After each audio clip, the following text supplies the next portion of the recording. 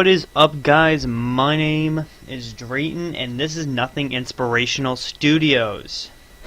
So guys, today we're here to bring you a kind of walkthrough video of the game Verdun. Now, Verdun is a PC game, so if you're strictly console, then this is probably not the video for you. But if you just want to hang around, and especially if you're trying to get into it, this would be a great game for you, just because of the FPS and kind of easy way to get into it, and then everybody with the weapon tree and all that other stuff kind of start on the same level, and is easy to get into, as I've said.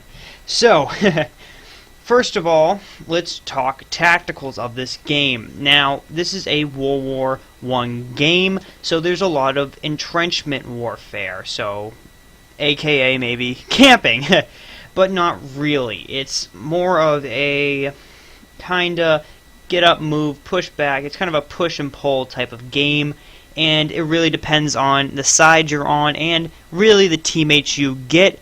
But also, guys, you can remember this is that you do play a huge part in it as well. So it's not just your teammates pushing it. You could be there, and you could be the deciding factor whether you get into the trench first and clear a way in. It really is up to you guys. So one of the main things I wanted to talk about is a huge part, especially because of a World War I game, is gas and mortars. Now, mortars I find are annoying as hell. Now, I know they are a huge part of it, but they are annoying, and I die so many times. 2 mortars.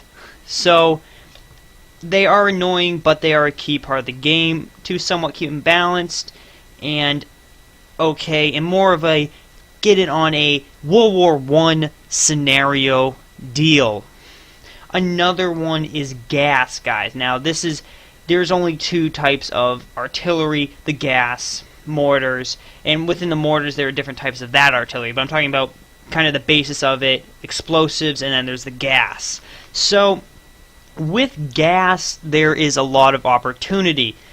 Now, gas kind of pulls together because this is a World War I game, as I've mentioned. So, with gas, you have a huge array of things you can do.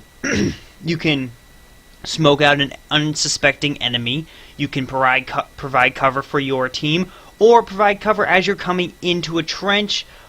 It really is an endless possibility depending on where you put down the gas. So, really, it is a versatile weapon that I'd recommend using, especially if you're in command. And I find a lot of times people won't use it, or it will get misused. And guys, really just kind of learn the basics on gas, find out where it is, really just learn your landscape on where you should be putting down gas, and it will be all good. Another thing on this, guys, is the fighting areas. Now, the fighting areas can range from no man's land, which is a long expanse, to another trench, which is just nothing there except some mortar shells, which are just dug out holes that you can hide in, and some combat will take place there. Usually the combat is built around defending and attacking, so you won't have 2 guys going at it in the middle of nowhere. Usually you'll have an attacking side going after a entrenchment or a pillbox or something like that, and vice versa. It won't really take any battling in no man's land.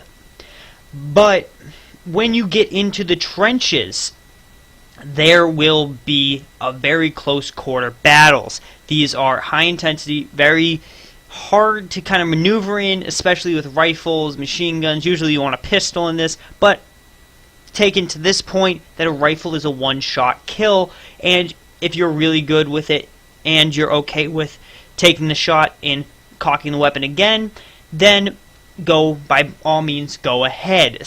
And with the machine guns, usually you can take down a position, just defend it, and really it destroys the anybody running through. Of course, you can go over the top, but usually that leaves you exposed to sniper fire, and you'll get picked off pretty freaking quick.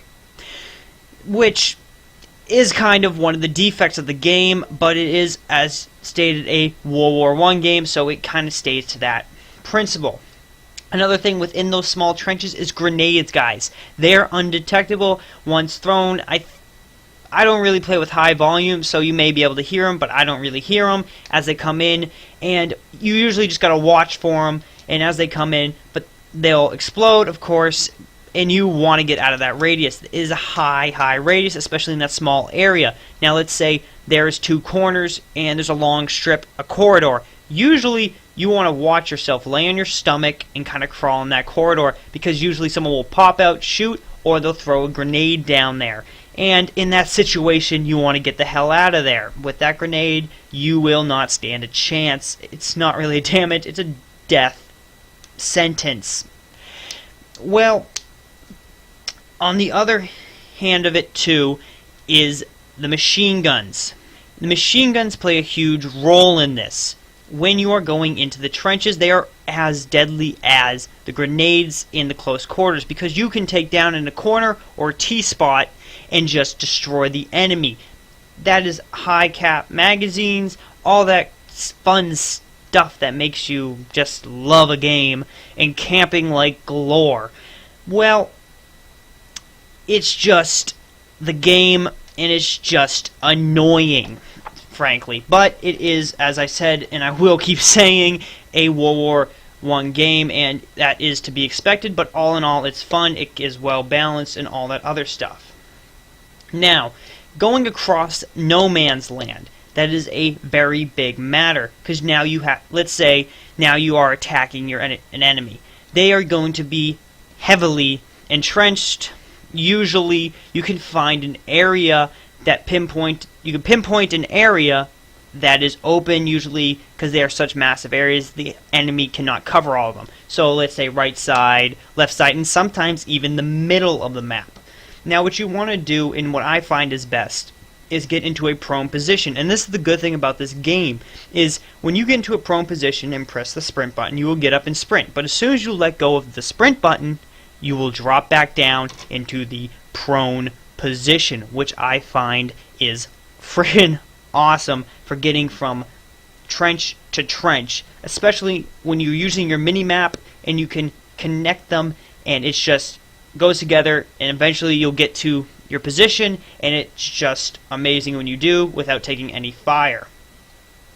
Now, on to weapons. There is 3 types of weapons, not including grenades and bayonets. I'm just talking about the rifles, the pistols, and the machine guns. Now, of course, the machine guns are big and bulky. According to that time, there is a few that are not. Those are handheld machine guns, and I've never played with them, but I've played once or twice with the heavy machine guns. And the heavy machine guns are great for camping because they have the high capacity rounds and they can put a lot down range. Now, the rifle is a one-shot kill, as I've mentioned earlier, and this is great for sniping across fields. You can get scopes with it, and it's just really frickin' awesome. You can take out an enemy from a long way away, and it can dominate a field if you're in a right position and they don't know where you are. Now, the pistol is great for clearing out pillboxes, tight little areas in the trenches, which is great, and it is semi-auto and just packs a punch. I believe it's a 3-shot or a 2-shot to take your opponent down. It is awesome. Now, guys, we're going to go on to time period. Now, the time periods is very accurate. They have everything there. Attention to detail. Now, this is a kind of low graphics game, but you can turn it up to a high or medium, and I find a high or medium works great, and I can still run it with my PC, and I have a 6-core AMD processor, and my PC runs great, and it runs very fast if I put it at the highest setting. So that is, for that, they'll put, and attention to detail is just amazing. There's boxes, there's all these little cool little things that you just wouldn't expect. That's just awesome, and I love it. Also, the pistols, rifles, and machine guns are time period very accurate, especially since they have different squadrons to different countries. So a country gets a squadron, like Canada, Germany, France, I believe. All those big players, Britain, that were in the war at that time were there and were present with the rifles. Now the rifles are time period, the pistols, the machine guns, all really to the squads, and they're just cool that way. Now, you can do different combinations. So inside your menu, you can open it up for the squadrons. You'll have different combinations. You could go rifle, bayonet, rifle, pistol, rifle, grenade, rifle this, machine gun, rifle, yada yada yada, pistol, binoculars, rifle, binoculars. There's a ton of combinations depending on your squad, depending on your rank, and depending on what you have unlocked. It really does just depend, guys. And you can make combinations. It's just kind of cool. It's kind of like a Battlefield 4 and kind of situation where you unlock and you take. But I found it a little more, when I first started, I found it weird, and I was like, it kind of is weird. And but it's interesting on top of everything else. Now, that is really my thoughts on it, guys, and I feel it runs well and is a good game. So, I would recommend this game highly. That's why I'm making this video. It is a very good game, very fun. There is some camping issues, of course. There will always be. There's always maps that are overpowered. There will always be, even in the bigger titles. But this game, I find, continues to impress me. Now, one issue I do have with the game, it's not really, it's more of a me issue, nothing else, is when you are attacking enemy base and you don't attack enough in time, they'll tell you have to get up and retreat. Now, the area where you have to retreat to is usually your defenses. But the issue is, they tell you, it'll come up and it'll say, if you do not get back to your defenses in this time period, you will be killed. And that usually leaves you up to sniper fire, because you have to get up, turn your back to the enemy, and bolt back to your side. And they'll give you a good amount of time, but it's not enough to get back safely, and it is sniper picking heaven.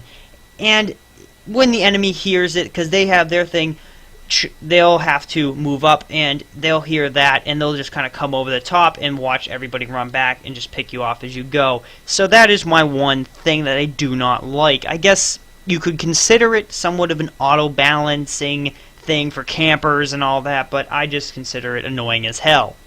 So guys, that is my video on Verdun. I hope you guys enjoyed it. Please leave a like and subscribe. If you guys want me to do more videos like this on other games, please comment down below. And thank you guys for watching.